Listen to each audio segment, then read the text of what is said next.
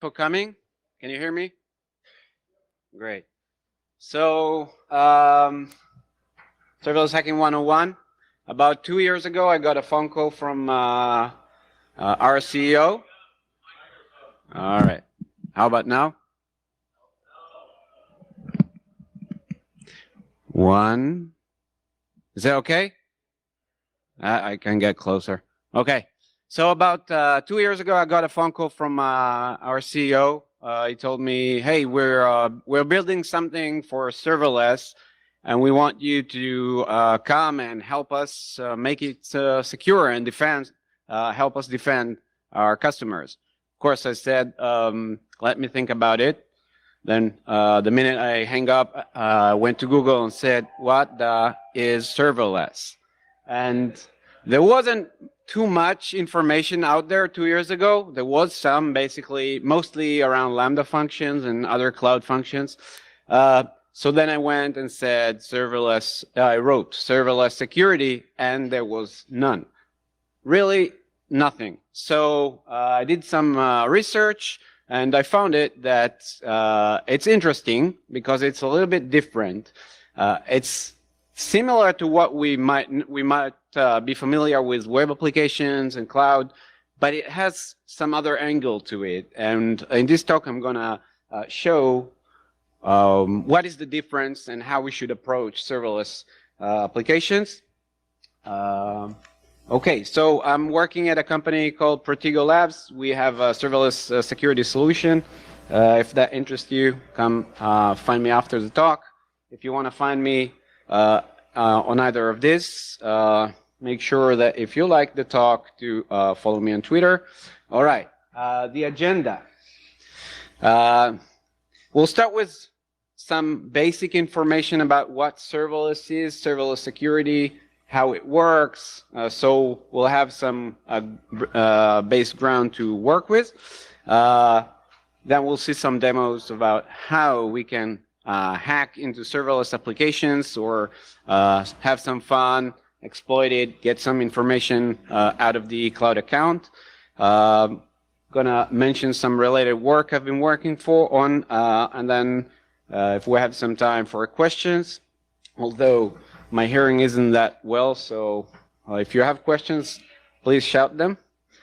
Okay, so just a disclaimer before we start. In this presentation, I'm not going to tell you or show you vulnerabilities inside the infrastructure. Actually, serverless would probably make your application the most secure that possible up to date. Of course, you'll have to work around with some constraints and configurations, but it could really work well in terms of security. Most of the examples will be on AWS because it's the most common one, but most of them also apply to other service provider that way or another. If you're interested, come talk to me after this talk. I beg for forgiveness. You might see some other con logos here and there on the videos because I was preparing them for multiple ones. So let's start with some basic ground. What is serverless? Why people are moving to serverless? So we started in the late 80s or 90s on-prem, where everything was where the company that developed the application was building, was having to deal with all these resources and configurations. Skipping ahead, we have containers. Everyone knows about containers nowadays, but we still have to deal with some setups, patching the environments, making sure we don't have open ports, open services. We don't actually know what in there. If we downloaded a container, might be some things that we need to configure, of course, to scale, and of course, we have to take care about our applications. So when we move to the cloud, we don't have to deal with any of that. It's all given by the service provider. All we have to do is write up some code, which is the logic of the application, and make some small configurations mostly about permissions and environment variables and packages, but that's it. everything else is taken care of. So that means you don't have to patch, you don't have to scale, you don't have to do anything else. Okay. Right. So is serverless really a thing? How many of you heard about serverless? Okay, that's about right. How many of you actually dealt with Lambda functions or cloud functions? Okay, cool. So what we see from our customers and what we see around is that many companies and very big companies and also startups are starting at least experimenting with serverless, and we believe this is the future especially of cloud computing. So this is why we're there. Okay, so is serverless security a thing? It wasn't until recently. On the last reInvent, AWS showed this presentation where they mentioned that serverless was the most hot topic over the whole event, and right after that was security. So, of course, from a nature as a security person, I don't trust them. So I went ahead and I went on Google Trend and I checked. So let's start with serverless computing. I'm just setting some configurations. Let's see the worldwide and the past 5 years. And you can see that there is a constant rise in dealing with serverless. And we believe it's going to grow and grow. So then I said, of course, the first thing that you do when you develop serverless is going to check about serverless security, because you don't want people to hack your serverless applications. And of course, this is the result. Constantly from 0 to 1 in 3 years. And I'm pretty sure the 1 is me. So I don't know if you're dealing with serverless because you raised your hand. At least if you're not in the attacking side, make sure you know there is a difference and you have to do something different. And it's not going to work for you to keep your currently security controls. I mean, at least not all of them. So let's see how and why.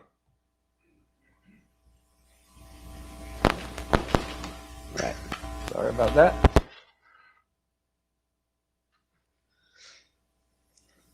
Okay, so what do I mean serverless applications? Or where do your application live? So when you want to have your code running, because there are no servers, well, there are servers, of course, they're just not yours. You have to write your code somewhere, and it has to run somewhere. So the provider gives you a single purpose container that will take your code just for the execution time, will run it, and when it's done, it's supposed to go away, so it doesn't leave anymore. So we have this container, and we have some of the providers inside, so AWS, Google, IBM, SAP, all the big ones. So this is another reason why we know it's a thing. Everyone goes there. So what are these containers? First of all, they're read-only, except from /temp. Sorry, except from the /temp folder, which is where you're going to write your data into. So everything else is read-only. The containers, and within the containers, your code, they are spin up on events, triggered by events. So it's not necessarily calling them directly. I mean, you can use API gateway and REST APIs to trigger your functions, but that's not the only case. It might be 70% of the current cases, at least pretty much what we saw, but it's not the only case. You have emails that triggers functions directly. You have logs that triggers function. You have files. You have IoT, like MQTT protocol. You have, sorry for the typo, you have authentication services that will automatically trigger functions and code in your background. And there are many other events that could trigger your function, your code. So in the development perspective, this is crazy interesting because you don't have to actually wait for a request coming in. You can trigger your code to run on various of the changes of a database. So your database will change, and you want to trigger a code that will process that. So that is very nice in the development perspective. But it also has, of course, its security perspectives, which we will talk about. So I said the environment is read-only. All the data that you actually want to write, which is not permanent, you write into the /temp, and when the code finish, the container dies, and within all this data, so it's a temporary data. Of course, this is not entirely true because to keep on performance, what's happening is that the providers will keep your containers as long as requests are coming. You're not going to know on which container you're going to land, but there probably going to be some data inside. If this is a container, if this code writes into /temp and it is triggered pretty often, that if you're getting access to this container, you might find some information inside /temp. So this is something that you want to take into account. Okay, the source code also reside in a container. So what happens is that when your first trigger comes up and triggers your code, what's happening is that the container spins up, and within the container, the code is mounted taken from other cloud resources, and then your code will run on this environment. It's a Linux environment, or if it's Azure, it's IaaS or different containers. So this is where the source code lives. And again, if you have access to the container, and we'll see, you want to get there. Also, another link to that same directory is proc1. And you can also get the source code from that directory. Another interesting thing is that your environment variables also live there, and you can get them by either of those. Why is the environment variables interesting? So apart of the fact that you might want people or companies might write their own keys into these environment variables for different resources, there are built-in keys inside these environment variables, especially if you're using AWS. Your Lambda function keys will be there. And why do I care? Because these keys have the permissions in the account, in the cloud account, of the function. So if I manage to get them out, I, from my home or my computer or wherever I am, can do the same thing as the function in the account. And more, of course, depends on the permissions. And we'll get into that. Okay. So I said it's ephemeral. It's also stateless. When a code runs, it doesn't know automatically. There is no session usually. So it doesn't really know what was before, what's happening after. These are all different microservices or even nanoservices, depends, that runs individually into a big picture of the application. And as a developer, you have to somehow connect all the dots, but also make sure you can make them secure. So you have to take care of, for example, your access control on each of your functions or each of your resources. There are ways to do that. Authentication, you have to make sure each of your functions is taking care of authentication, but it's not that easy, because if you're not coming from a REST API and you might not have the authorization header, if it's it's a Lambda or a code that runs because an email was sent, how do you make sure the user is authenticated or within the organization? Because emails can be spoofed, of course. So we'll see a demo about that as well. Okay. So this is an example. This is an application that has an internal serverless environment where developers commit codes into the repository, and in order for the manager to, or whoever, the leader, team leader of the development, to review the code, there is a triggered email that is sent directly to the manager saying, hey, new code was, there is a new PR, go and check the code to approve it. But if the attacker has some internal knowledge and he wants to send, or he knows the email that's supposed to be sent to the environment, to the access to the manager, he can send it directly, spoofed email, of course. This will trigger code, and then a function will rise, will take actions according to your email. I don't know, it's just a scenario that is triggered by email. So how do you take care of that? Another very important aspect in serverless applications is the IAM roles, the access control. So as I said, each function within the account, within the cloud account, has a different permission within the account. And you, as a developer, have to make sure your function has the right permissions in the account. Guess what? They don't. We found that more than 95% of the function has some level of over permissions, because it's hard. There are, okay, this is easy for one function, but if you have hundreds of functions and they're constantly changing, how do you do that? How do you choose? If we're talking about AWS, they have more than 5,000 different permissions. So think about the developer. He knows how to write code, of course. His function goes, works. Now you tell him, hey, make this function secure. So he goes into the documentation and gets lost because there are so many of them.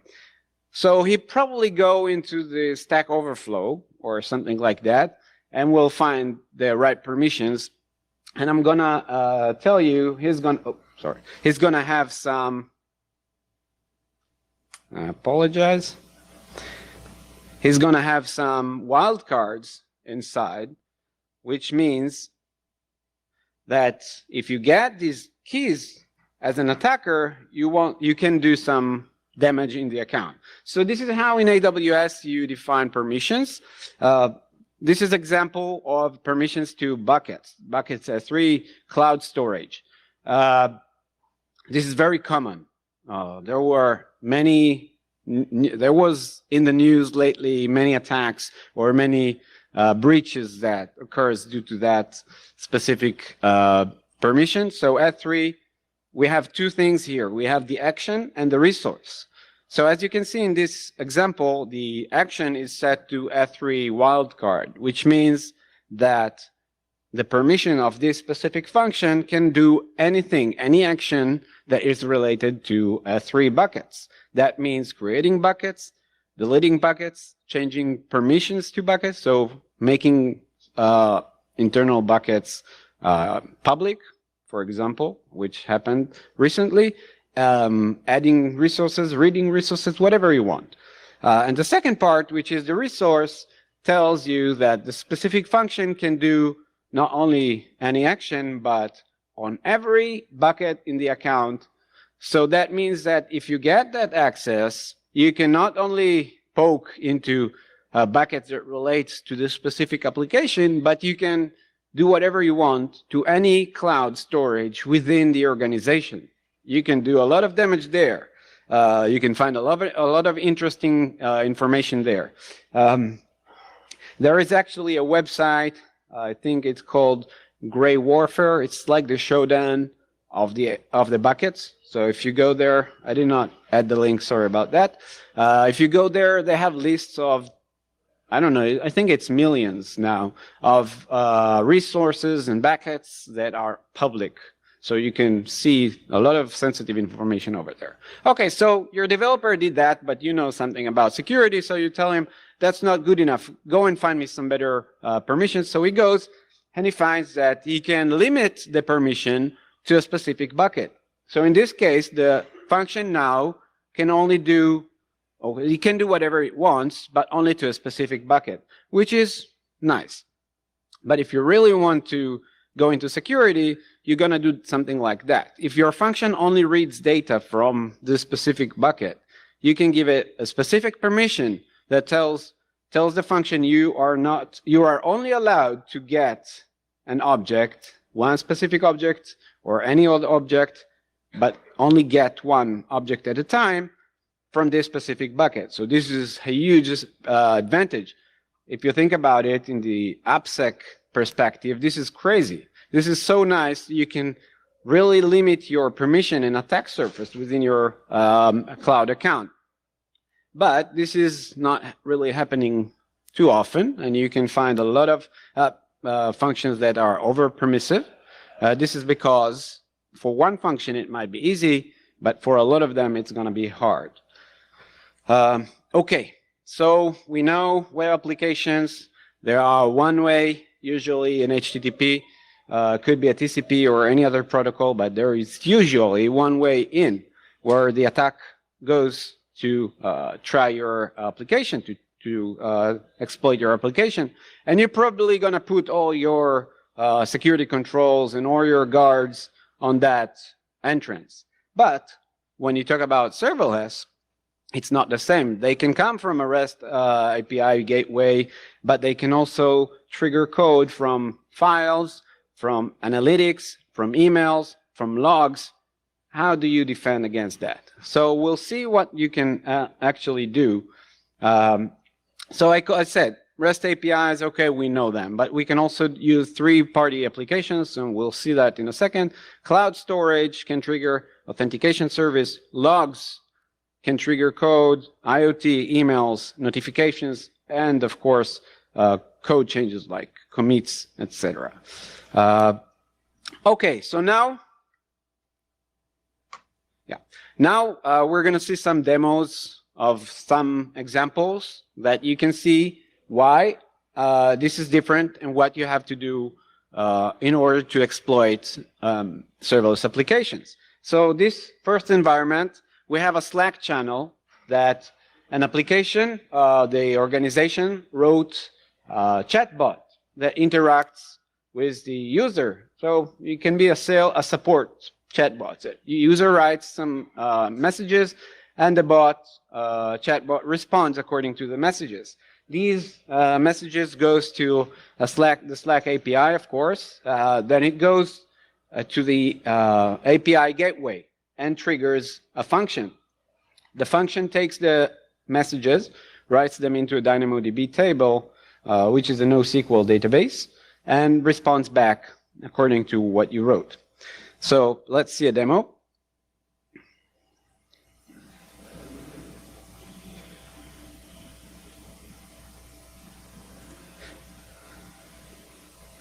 Okay, so a lot of screens here, but you can see on the top left the chat, the Slack chat, and the bot that responds to the user. So first, I'm interacting with it, but now I want to know and check if it's vulnerable. Let's say I already know that it uses some vulnerable dependencies.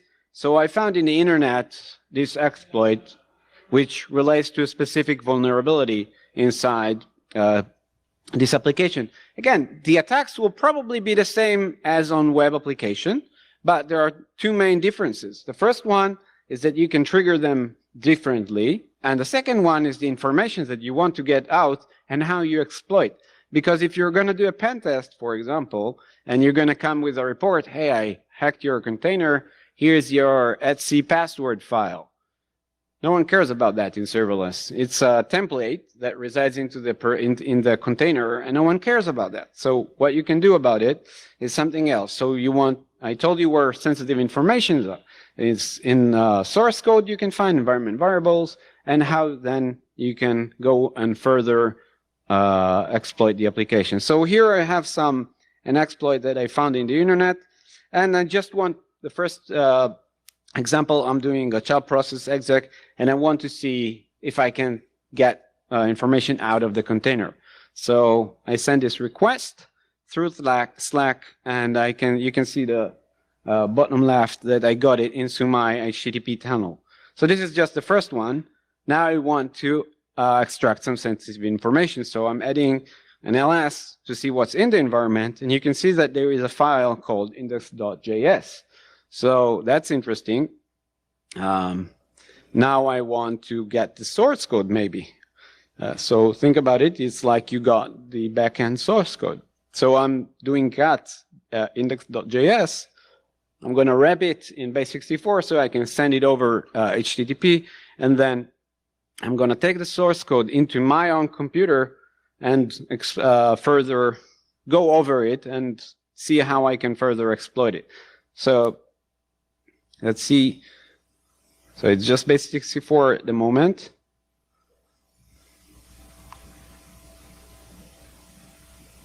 Okay, so echo, decode, and I get the source code. The source code that runs in the backend. So I go over the code and I see the information that helps the function interact with the Slack, and I can see that the function has a DynamoDB code there, line SDK, AWS SDK, that does, if you look one line after that, DynamoDB.putItem. That means that the function writes into a DynamoDB database. But I don't want to write into the database, although I can. I want to try and do some other, and see what else I can do there. So what I'm going to do here is I'm going to write a code, because I found that there is code injection here. And I'm going to use the AWS SDK in this case to run different code that will give me access to different resources within the cloud. So if you can see here, I'm doing require AWS SDK and HTTP because I want it. And then I'm going to do a DynamoDB.scan. Now, the difference between scan and put item is that one writes into the database and the other one gives me the whole database. It scans the database for the data. So I'm going to send that, but now I don't need the channel, I don't need the tunnel there, the ngrok tunnel, because the function itself interacts with Slack. So I can send myself the information through the Slack channel, right? And I don't need to know even the information, because I can just use the same code. So as you can see, I sent this Slack message and I got all the database inside the Slack channel. And I also, just for the fun of it, changed the icon of the Slack bot. So as you can see, it might be the most similar way to attacking regular applications, although in this case, you want to know what to take out of it, which is source code, and try things like using AWS SDKs or other cloud providers' SDKs in order to exploit the application further. Okay, moving on. Right. Moving on, we have another attack. This time in the environment setup, we're going to see a user or an application that triggers code based on files that are uploaded into a bucket. So the user sends a request into the API gateway, receives a signed URL, so the user can then directly upload a file into the S3 bucket. This is a secure way to do direct uploads, because, okay, the bucket is secure, it is not public, and you get a signed URL which is valid for 5 minutes and only for the specific item that you are going to upload. So that is very secure, but it depends what happened afterwards. So we get a secure signed URL, and now we don't need the API gateway anymore. We can directly upload, of course, the file into the S3 bucket, which is okay. But when I upload the file into the bucket, what happens behind the scenes is that it triggers another code. Could be the same function, could be another function, but it triggers the code. The function then goes pull out this file that I just uploaded, and then it processes it.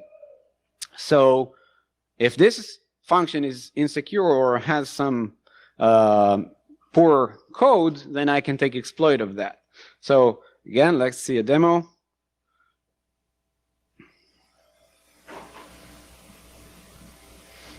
Okay, so I have an application here.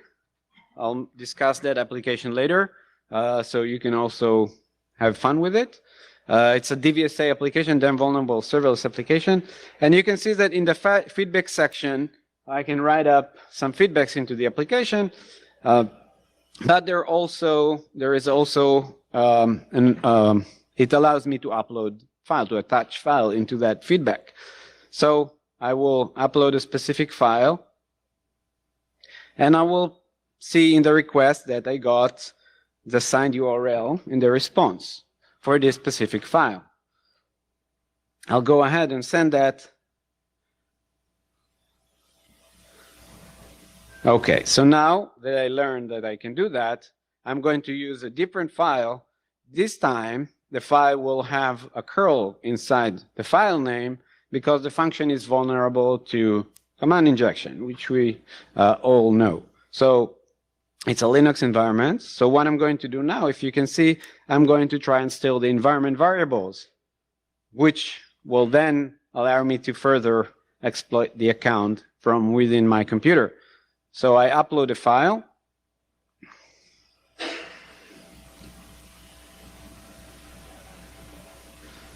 Okay.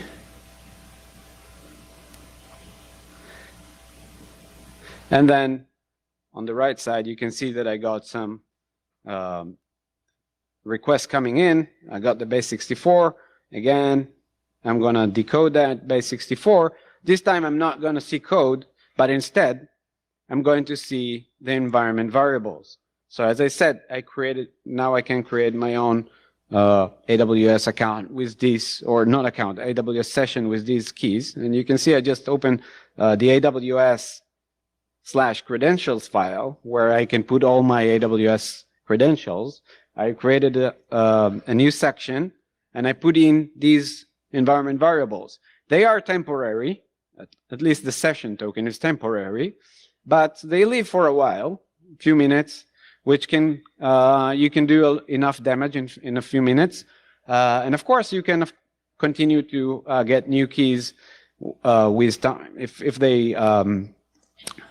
they expire. So now I used it, and you can see I'm from my own computer now. I'm not attacking the function anymore.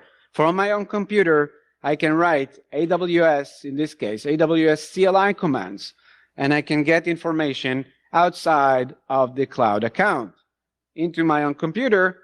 And if they look at the logs, they will see the function that is doing that. So it's not going to say, hey, there is another user using your credentials. They're going to see the function doing some weird stuff maybe, but the function is doing that.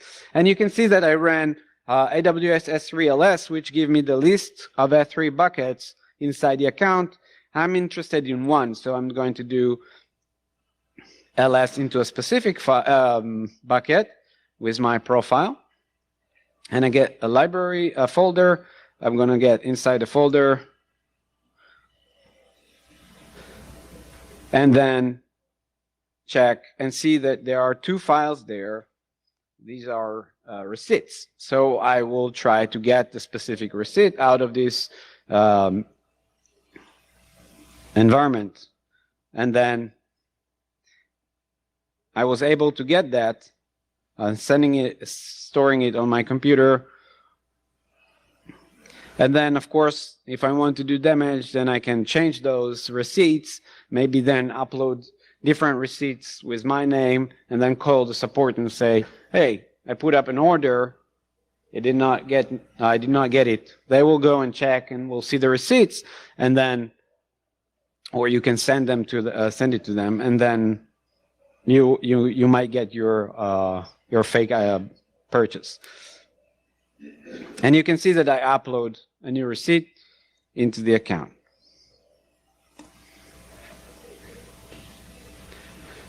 Okay, S3 and API Gateway are still pretty standard.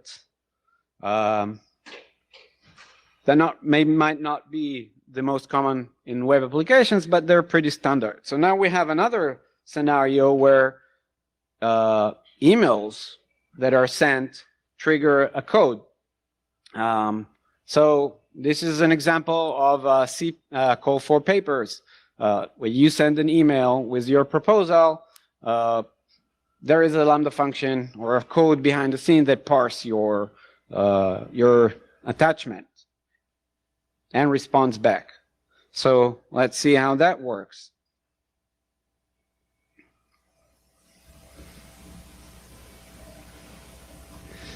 Okay, so I'm sending an email that I attach with my proposal.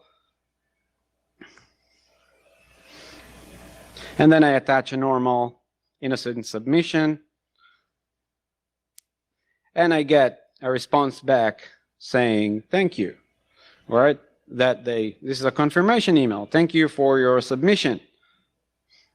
Okay, so once I did that, now I want to do another one. Only this time I will send an eval submission. So this is just malware, okay? I'm trying my best here. So I'm sending a malware here. But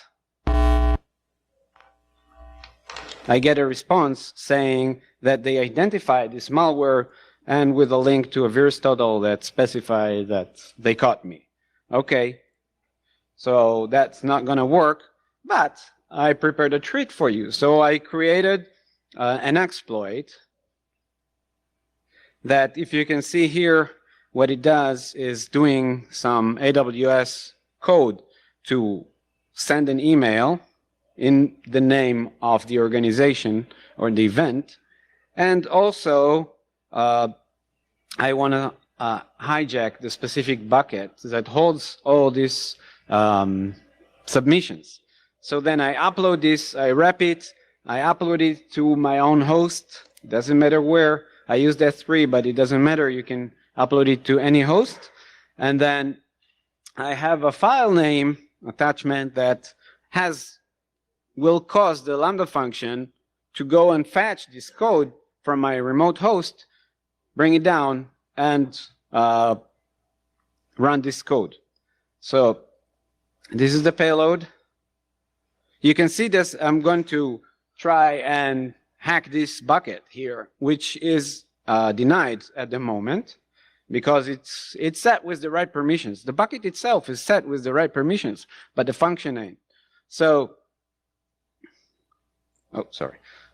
So now I'm going to upload this malicious file.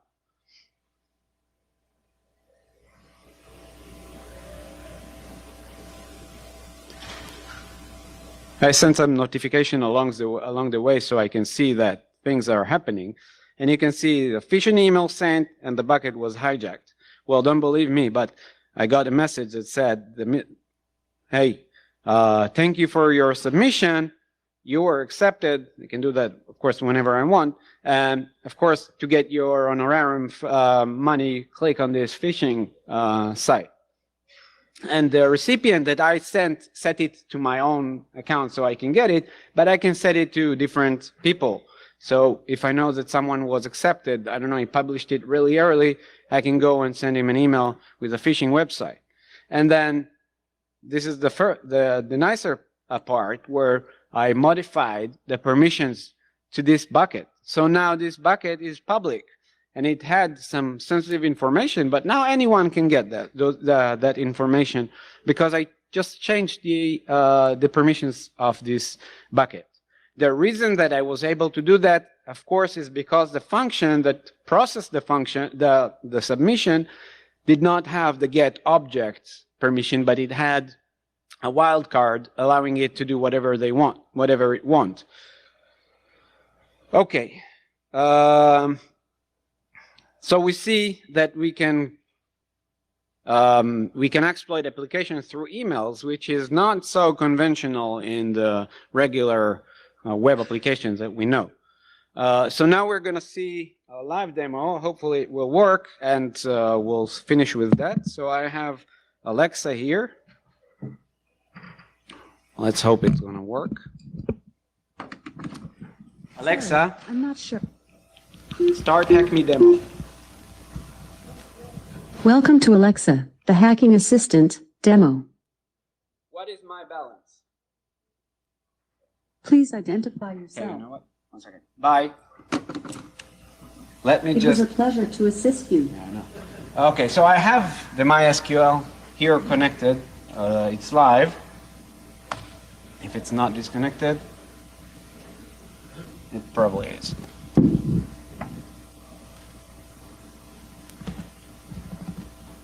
Okay.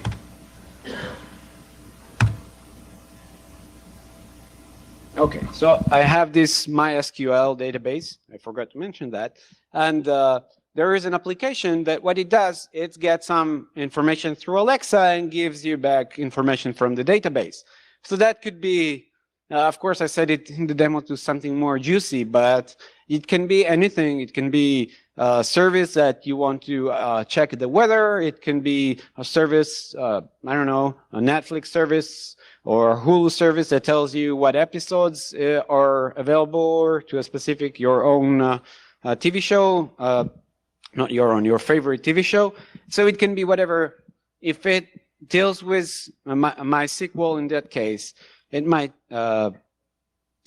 we might be able to hack it. So there is a limitation here because Alexa will translate your voice into text, but it will not translate special characters because they are special characters and it doesn't know to send them as special characters in order to translate them. So there is a big limitation here. So I did, until now, the demos that we saw was things that we saw in real application. This is more an experiment, but there are ways to do SQL injection without special characters, and we'll see that in a second. So let's try that again. Alexa, start Hack Me demo. Welcome to Alexa, the hacking assistant demo. What is my balance? Please identify yourself. Lisa. What is your secret ID? 2018. The balance for account ID 2018 is $15,000. Of course, 2018 is not a secret, but you'll have to excuse me for this demo. I didn't want to deal with larger numbers. What is my balance? Alexa, what is my balance? Please identify yourself. Admin. What is your secret ID? 1234. I don't know it.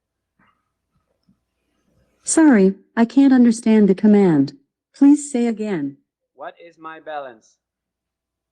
Please identify yourself. Admin. What is your secret ID? 1234. Sorry, you are unauthorized. What is my balance? Please identify yourself. Lisa. What is your secret ID? 1234 or true. The balance for account ID 1234 or true is $1,250,419.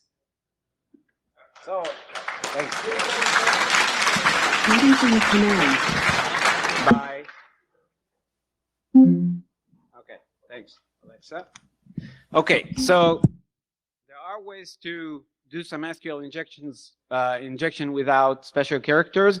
If you're using integers, you can deviate from the original integer and continue with another command. So I was able to bypass that with an or true, or of course something more like, I don't know, I could do even 1, 2, 3, like 1, 2, 3. It still returns true. So why is it different than in regular applications? Because if you go into Alexa development, Alexa skills, you'll see that there are two ways to do that. Either using function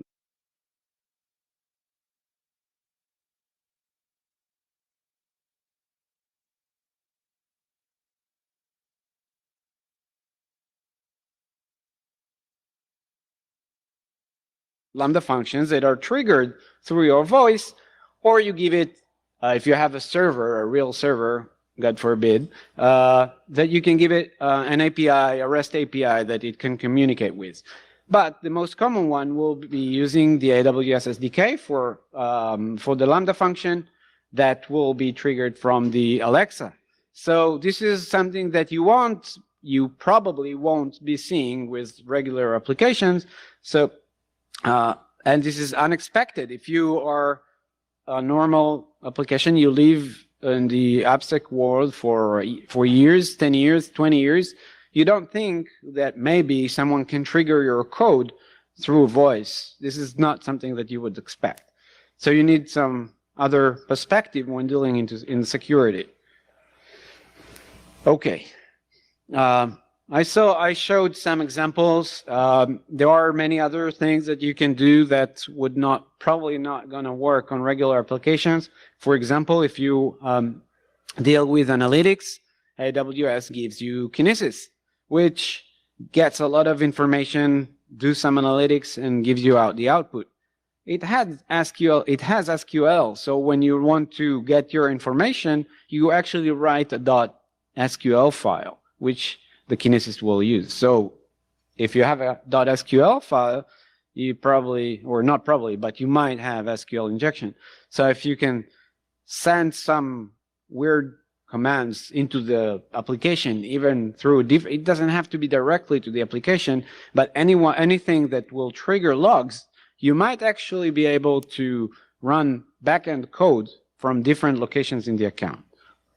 Of course, to know that, it's pretty difficult, and you might need to either have some prior knowledge, or you are inside, or you found a vulnerability and you are trying some lateral movement there.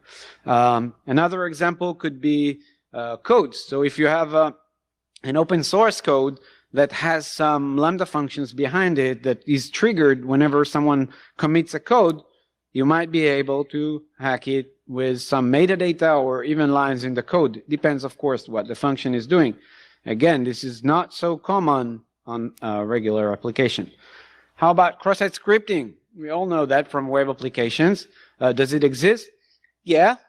It might be less common if you're using more advanced JavaScript and frameworks like React or jQuery, because they help you in some ways. But you can actually get SQL XSS through MQTT, which in this case will push you the XSS to your environment.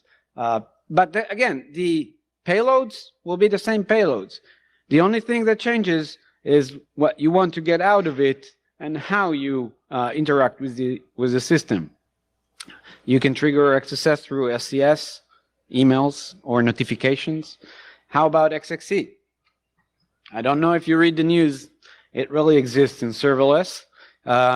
So again, XXE, the payloads, the payloads itself would be the same. It's still XXE.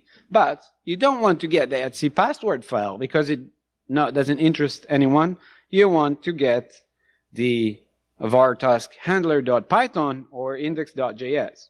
So this is the only thing. Of course, it also depends on the XML processor there. And if they use vulnerable libraries or vulnerable versions of libraries, then you're still going to be able to extract some data through XXE. On Lambda function, you can get the handler, the source code out of the environment. It will be pretty hard to get the environment variable because there is some null bytes when you're going to get that, and it's going to trigger an error or throw an error through the XML parser. Okay, some related content that might help you to dig more into that. So I started the Serverless Serverless Top 10 project. There is a final report ready, which at the current state takes the regular OS Top 10 and go one by one and discuss how is that relevant to serverless and what the attack vectors are, what the payloads, and what the mitigations are, which are different. We are, of course, working on getting tailored serverless top 10 for the serverless environment. There is an open data call which you can We would love if you can contribute. Another project is the Damn Vulnerable Serverless application. It's an application, open source application that I wrote that has dozens of resources that you can exploit, and you can install that either from GitHub or from the AWS repository with 3 clicks, and you have it. Don't install it in production, please. I warned you live. It's going live. It's recorded. Don't install that in production. I warned you. It's not going to fall under me when your company fires you. Other talks, if you're hanging in WASP DC or in Sector Toronto, you're welcome to see some other talks. Thank you very much for coming. I really appreciate it.